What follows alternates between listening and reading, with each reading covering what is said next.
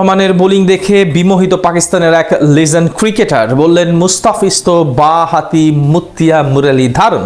তার বোলিং এর ধরন একের পর এক স্লোয়ার দেখে ব্যাটাররা যেমন বোকা বনে গেছেন প্রতিবার, তেমনি মুগ্ধ হয়েছেন ধারাভাষ্যকাররাও। লাহোরকে একাই এনে দিলেন দারুণ এক জয়। মুস্তাফিজকে নিয়ে পাকিস্তানি লেজেন্ডের মন্তব্য এবং বোলিং নিয়ে বাকিটা জানবো রিপোর্ট। এলেন, দেখলেন আর জয় করলেন। পিএসএল এর 11তম আসরে স্বপ্নের মতো শুরু করলেন বাংলাদেশের তারকা পেসার মুস্তাফিজুর রহমান। নবাগত হায়দ্রাবাদ কিংসম্যানের শক্তিশালী ব্যাটিং অর্ডারের বিপক্ষে বল হাতে রাজত্ব করলেন বাংলাদেশের ফিজ। 200 রানের লক্ষ্য তাড়া করতে নেমে শুরুতেই উবাইদ শাহ ও শাহিন শাহর বোলিং তোপে চাপে পড়ে হায়দ্রাবাদ। সেই চাপ কাটিয়ে ইনিংস মেরামত করতে যখনই শুরু করে দলটির ব্যাটাররা, ঠিক তখনই বল হাতে লাবুশেনেদের টুটি চেপে ধরেন বাঁহাতি এই পেসার। লাহোরের গদ্দাফি স্টেডিয়ামে ম্যাচের দ্বিতীয় ইনিংসে ব্যাটিং পাওয়ার প্লের শেষ ওভারে প্রথমবারের মতো বোলিং আসেন ফিজ। বল হাতে এদিন ব্যক্তিগত প্রথম ওভারেই লাইন লেন্থের ভ্যারিয়েশনে নাজেহাল করেন কুশাল পেরেরা ও মার্নাস লাবুশেনেদের। 3টি ডট বল আদায় করে নিজের প্রথম ওভারে 4 রানের খরচায় শেষ করেন সাতক্ষীরা থেকে উঠে আসা এই বিস্ময় বালক। ভালো বোলিং করলেও ব্যক্তিগত প্রথম ওভারে উইকেট শূন্যই ছিলেন ফিজ। তবে নিজে উইকেট না পেলেও ফিজের তৈরি করা আস্কিং রান রেটের চাপে পড়ে পরের ওভারেই সিকান্দার রাজার বলে আউট হয়ে সাজঘরের পথ ধরেন কুশাল পেরেরা। আর নিজের দ্বিতীয় ওভারে এসেই মুস্তাফিজ হানেন শক্ত আঘাত, যে আঘাতে চুরমার হয় হায়দ্রাবাদের ব্যাটিং অর্ডার।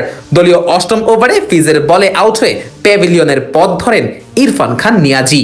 এরপর আর ম্যাচে ফিরতে পারেনি হায়দ্রাবাদ কিংসম্যান। লাহোরের পেসারদের বোলিং তোপে এদিন নির্ধারিত 20 ওভারে মাত্র 130 রানেই অল আউট হয়ে যায় লাবুশেনের দল।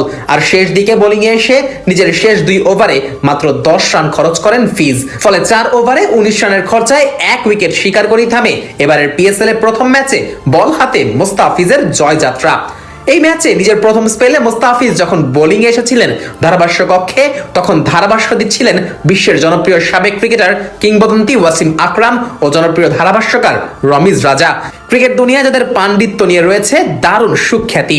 বিশ্বকাপ জয়ী এই 2 ক্রিকেটার আজ মুস্তাফিজ বন্দনায় ছিলেন উন্মত্ত। কাটার, স্লোয়ার আর বৈচিত্র্যময় বোলিংয়ে মুস্তাফিজকে লঙ্কান কিংবদন্তি মুতিয়া মুরলীধরনের সঙ্গে তুলনা করেন রমিজ রাজা। হায়দ্রাবাদের ইনিংসের 6ষ্ঠ ওভারের প্রথম বলে মুস্তাফিজে ভরসা রাখতে বলেন বর্ষিয়ান এই ধারাভাষ্যকার। নিজের পরের ওভারে উইকেট নিয়ে রমিজ রাজার বক্তব্যকে যথাযথ সম্মান জানান কাটার মাস্টার।